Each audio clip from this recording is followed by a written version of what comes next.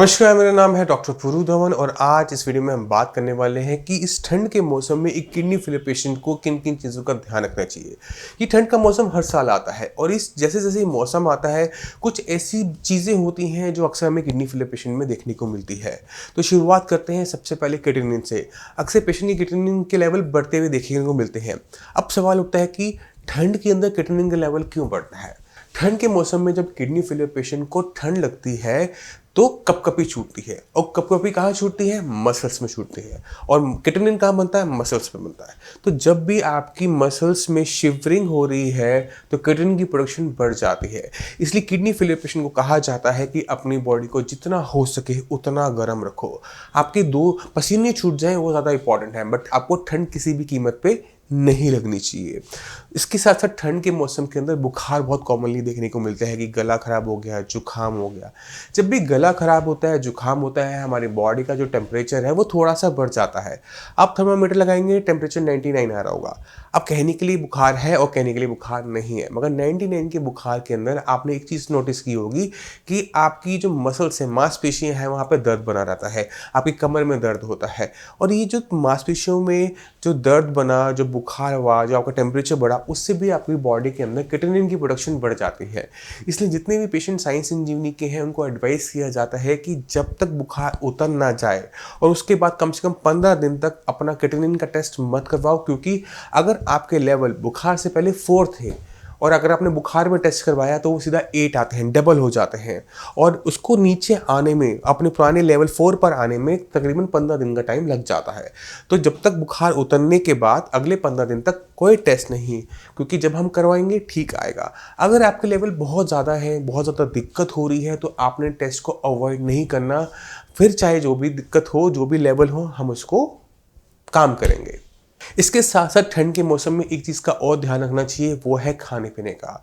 ठंड के मौसम में हमारी भूख बहुत बढ़ जाती है, हम कुछ भी खाना शुरू कर देते हैं। और ये किडनी फेलियर पेशेंट के ट्रीटमेंट के अंदर डाइट का जो रोल होता है वो 50% होता है। अब सर्दी के मौसम में किडनी फेलियर के पेशेंट एक खास दिक्कत, एक खास टाइप का खाना खाना शुरू करते हैं और उसमें आता है गुड़। गुड़ जो है सर्दी में ज़्यादा खाया जाता है, पेशेंट खा रहा है, मगर पेशेंट को ये नहीं पता होता कि वो जो गुड़ खा रहा है उसे किडनी का कोई नुकसान नहीं होगा, मगर उस किडनी जो पहले ख़राब हो चुकी है और गुड़ खाने से पेशेंट को हार्ट अटैक आ जाएगा। क्यों आता है, मैं आपको समझाने की कोशिश करता हूँ। देखिए, हमारी बॉडी में एक चीज़ होती है जिसे हम कहते हैं पोटेशियम। पोटेशियम हमारी मांसपेशियों को ताकत देता है। अब जब ये सही अमाउंट में है तब, अगर ये बॉडी में ज़्यादा हो जाता है तो हमारी मांसपेशियों को ये थका देता है, उनमें जो मूवमेंट करने की क्षमता है उसे गिरा देता है। अब हमारा जो हार्ट है, जो हर टाइम हमें हमारे पूरी बॉडी में ब्लड को पंप करता है, वो भी मांसपेशियों का बना होता है।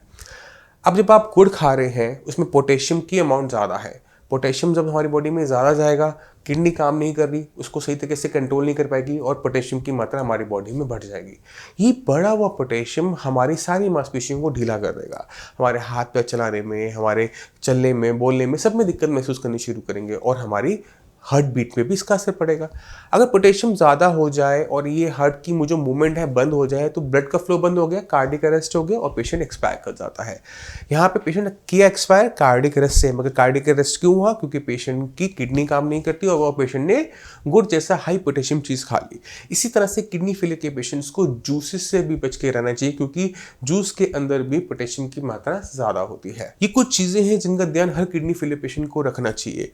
जिन पेशेंट का जो ट्रीटमेंट साइंस इंजीनियरिंग से चल रहा है वो अपनी बॉडी को बहुत अच्छे तरीके से गर्म रखेंगे, कैप्स पहनेंगे, ग्लव्स पहनेंगे और जितना हो सके अपने आप को ज़्यादा खाने से बचाएंगे। जितनी आपकी बॉडी की रिक्वायरमेंट है उतना खाना हमने देना है, खाना बंद नहीं करना।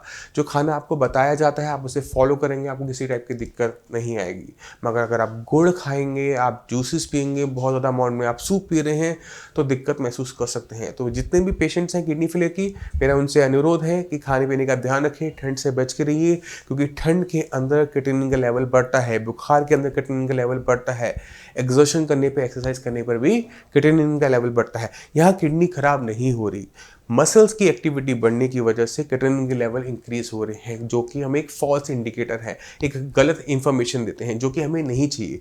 इसी वजह से मैं आपको एडवाइस कर रहा हूँ कि इस ठंड के मौसम में आप इन चीज़ों का ध्यान रखेंगे तो ये जो फॉल्स हमारी बॉडी में जो एक्स्ट्रा कैटेनिन की प्रोडक्शन है वो नहीं होगी और आपके जो लेवल्स हैं आप कभी डराएंगे नहीं। मैं उम्मीद करता हूँ इससे आपको समझ गए कि किन किन चीज़ों का ध्यान हमने इस ठंड के मौसम में खासकर रखना है, और उम्मीद करता हूँ कि आप अपने कैटेनिन लेवल को बहुत अच्छी तरीके से कंट्रोल रखेंगे, बहुत अच्छी तरह से मैनेज रखेंगे, क्योंकि किडनी फेलियर एक नॉन क्योरेबल डिजीज है बट मैनेजेबल है और इस पे हमें रेगुलर काम करते रहना पड़ता है।